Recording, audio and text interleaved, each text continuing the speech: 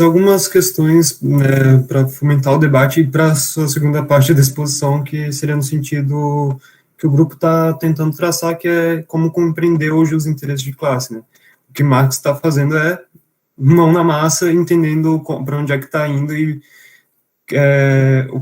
quais são esses interesses que fomentam tais políticas. Por exemplo, como esses socialistas, eles acataram o Palácio Luxemburgo e se mantiveram lá e aparentemente não tiveram como é que seria a palavra? Não se inseriram no movimento operário para continuar, por exemplo, a Revolução de Junho. Então, gostaria que você pegasse e nos ajudasse a tentar esmiuçar como é que ele consegue fazer essa análise entre interesses econômicos e a política que vem sendo feita. Porque hoje parece que a gente consegue traçar um paralelo muito direto, né, entre o texto Luta de Classe na França e parece o quadro da conjuntura nacional que veio ocorrendo. Por exemplo, 2018, as eleições do Bolsonaro. Aparentemente parece bonaparteou, né, as eleições. Então, hoje o sufrágio universal ele já está conquistado na maioria dos países, não é mais uma conquista específica do proletariado. Gostaríamos de saber como a gente lê esses interesses de classe para, tal como Marx, ou um pouco parecido com Marx, para entender qual rumo político seguiremos. Passo a palavra. Muito obrigado.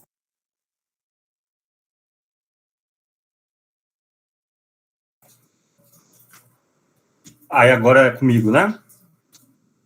Ok. É uma questão, Pedro, importantíssima, fundamental. Observem que isso que nós chamamos, às vezes, de um modo um pouco impróprio, de interesses econômicos, porque essa noção, para Marx, é mais abrangente, né? Isso que normalmente a gente entendemos como economia no Marx, é porque hoje a palavra economia ela é entendida como uma esfera separada da contabilidade, por assim dizer, da contabilidade financeira das empresas, dos órgãos públicos, né? Na época, embora nem Marx gostasse de utilizar muito, ele usava mais crítica da economia política, mas mesmo esse termo economia política tinha um sentido distinto, era no sentido do funcionamento da sociedade capitalista, das relações que a conformavam, né? Desde o final do século XX, XIX, esse sentido se perdeu com a chamada escola neoclássica de economia, que chegou à conclusão de que não existe compreensão geral da sociedade capitalista, porque ela funciona por si mesma e se baseia em interesses subjetivos, e que a gente só faz microanálise, né? E é por isso que a economia que a gente vê hoje, ela só se manifesta em números e tal, e não tem mais a discussão de como a riqueza que é produzida é distribuída entre os agentes da sociedade. Smith discutia isso, como a riqueza que é produzida é discutida entre os diversos agentes da sociedade, e olha que ele era liberal, mas era isso que ele discutia. Ricardo também, por exemplo, né? Hoje não se discute mais isso, é como calcular os preços, né? Como determinar a variação da taxa de juros e coisas desse sentido, né? Então, quando esse termo economia, se a gente for usar ele aplicado a Marx, desde que seja entendido de certa maneira, não tem nenhum problema contra isso, não brigar com palavras é uma bobagem, né? Então, se entendermos as relações sociais capitalistas, esses interesses, eles interferem de duas formas. A primeira, objetivamente, né? Ou seja, o marxismo, ele se baseia nessa ideia de que não é que os marxistas criam revoluções, né? As revoluções não era como cria Blanqui, que era uma espécie de um guerrilheiro que Marx respeitava muito pela sua coragem e tudo mais, mas que tinha uma visão que você mudaria o capitalismo organizando ali um monte de revolucionários clandestinos e fazendo uma revolta armada de bastidor e sem ninguém saber tomar o poder, né? Era a contraparte do socialismo dos engenheiros, que eu falei na primeira parte, né? Socialismo dos engenheiros, que você constrói o modelo ideal na sociedade e analisa o mundo de acordo com esse modelo ideal de como a sociedade deveria ser. A outra você também tinha um modelo ideal, mas você, além de querer convencer as pessoas a aderir a esse modelo, você a implementa direto pela força por um grupo clandestino. Veja que quando Marx entra na Liga dos Comunistas, o principal dirigente era o Weitling, que era um operário, dirigente da Liga dos Comunistas, e ele defendia que me dê 4.000 presos em um quartel e eu faço a revolução na Alemanha. Tá? Então, essa era a ideia dele. Então, Então, Marx está chamando a atenção, em primeiro lugar, pelo seguinte: as revoluções vão acontecer por causa das contradições que o próprio capitalismo produz, porque chega no momento que as pessoas não toleram mais.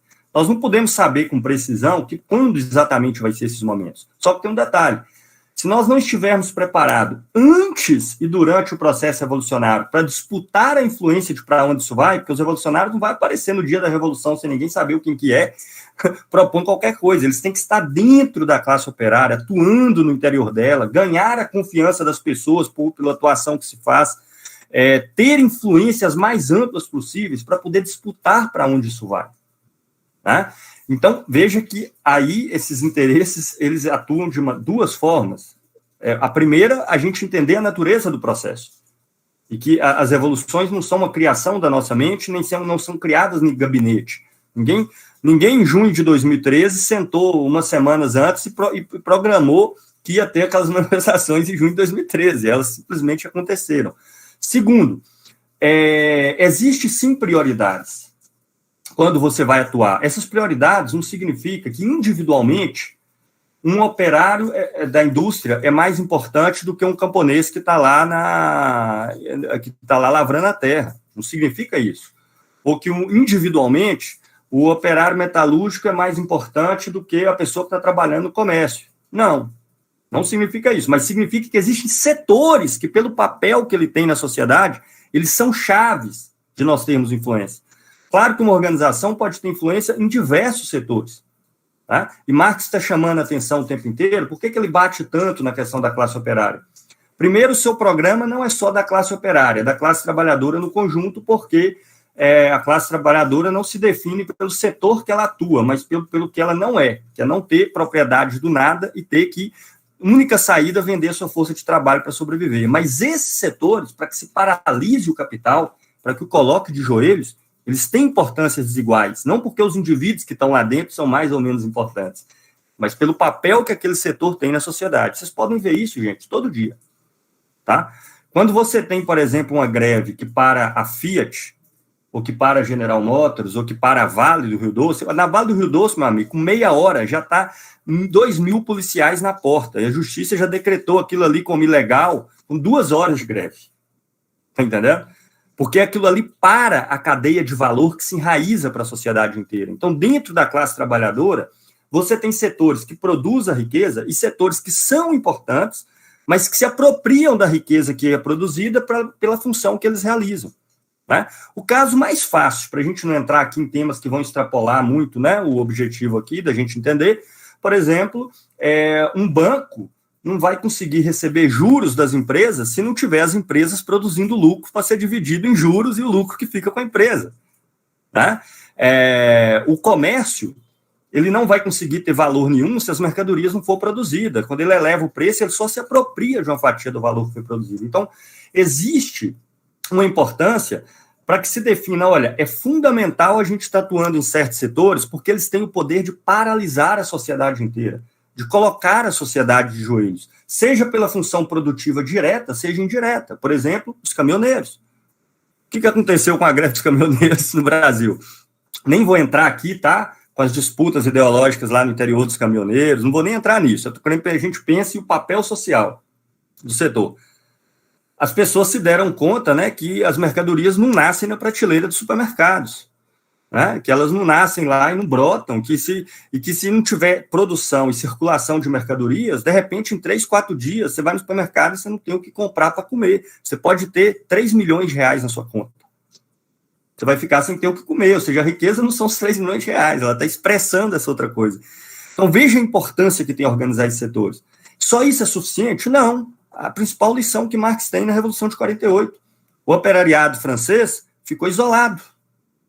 Não conseguiu dividir os outros setores. Né? Não conseguiu dividir os outros setores em torno dos seus interesses, apresentando seus interesses como sendo também os dos outros.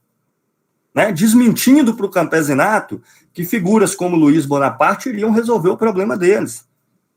Né? Tanto é que Marx ele faz a análise mais no 18 Brumário, né? Mas também na luta de classe na França tem algum esboço, que ele vai mostrar que embora Luiz Bonaparte aparecesse como sendo o representante dos interesses dos camponeses franceses, à época a grande maioria da população na França, Na verdade, ele não era os interesses dos grandes camponeses franceses. Ele se baseava nas ilusões que eles tinham de si mesmos. Como é que a gente rompe essas ilusões? Meu amigo, sem ter disputa no interior do processo, nós nunca iremos romper. Nós nunca iremos romper. Né? Então, tem pessoas que acham que é só a gente ficar assistindo o que está acontecendo, que um dia o proletariado vai se levantar, vai olhar assim ao seu redor e falar, olha, vamos tomar a produção, vamos organizar isso em função dos nossos próximos interesses, vamos, assim, sem ter nenhuma intervenção. E, claro, é fundamental, então, o processo anterior ao processo revolucionário. E veja que é porque Marx entende as relações sociais capitalistas, o que ela é, ou se quisermos chamar assim, entendendo de maneira adequada essa dimensão econômica, que ele consegue propor uma saída do que nós temos que fazer. E não é esperar a revolução acontecer, porque se a revolução explode e a gente não tem nenhum grau de intervenção real para disputar o processo, ela já está perdida. E olha que eu vou falar com vocês, a intervenção de Marx no processo é muito maior do que a gente imagina hoje. Tá? Para vocês terem uma ideia, em 49, quando o jornal dele, a Nova Gazeta Renana, o jornal foi proibido pelo governo, ele imprimiu a última edição em letras vermelhas, como protesto, né, pela proibição do jornal. Ele foi depois expulso da Alemanha com a reação e o jornal foi colocado em ilegalidade. Ele perdeu até sua nacionalidade. Na verdade, Marx viveu o resto da vida como apátrida. Ele já não era mais um prussiano, ou um alemão, ou qualquer coisa. Eram inúmeros trabalhadores na Alemanha imprimiram e emolduraram a última versão do jornal que ficava exposto nas paredes das suas casas. Está entendendo? Era um fenômeno comum. E esse movimento que ele fez foi tão fértil que quando mais para frente vai surgir duas organizações alemãs, que depois vão se juntar e fundar a social-democracia alemã, todas foram baseadas em ativistas que foram ganhos nesse período da Revolução de 48 e 50. Inclusive, alguns que foram para caminhos que depois Marx divergiu, quando no La Salle. Né? Então, veja a importância de atuar aí. Outra coisa importante. Marx, ao ter compreensão disso, ele nunca propôs que a organização, no caso, de início a Liga dos Comunistas, depois ficou anos sem existir, até que ele conseguiu reconstruir a Associação Internacional dos Trabalhadores, substituíssem os trabalhadores. Para eles, essa organização ela tinha que ser um agente para ganhar os trabalhadores para marchar naquela direção e eles serem o sujeito da sua própria transformação. Tá? Por isso que era fundamental a batalha que ele dava para ganhar os operários. Sabe por que a Liga dos Comunistas deixou de existir? Logo depois da luta de classe na França, porque houve uma divisão interna, uma disputa contra um indivíduo que se chamava Willich, que Marx divergia programaticamente, e aí ele falava, a organização tem que ter um programa claro. O que significa um programa claro? A serviço do que nós estamos, para onde até onde nós queremos ir, por que meios? Porque senão não adianta ter a organização mais ampla do mundo que vai marchar para iludir a classe trabalhadora. Então, a questão programática era fundamental. Só que esse Willich dividiu a Liga dos Comunistas e quase todos o setor operário ele levou com ele. Ainda que fosse minoritário, ele perdeu a disputa interna, mas levou quase todo o setor operário com ele. E Marx olhou para aquela organização e falou, não quero uma organização para ter um monte de intelectual discutindo teoria, pura e simples. Eu quero ter uma organização que seja ativa, real e viva. E ele não viu possibilidades de construir isso a partir desse núcleo que sobrou.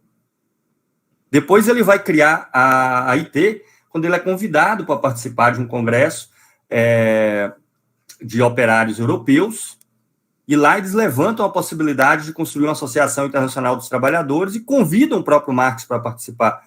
E detalhe, Marx é convidado de cara para ser o principal dirigente do Conselho Geral da AIT, e ele se negou a ser, e ele defendeu que fosse um operário ganho para aquele programa, para aquelas concepções, que tivesse inserido naquela situação para fazer a disputa e que fosse eleito, e assim foi. Entende?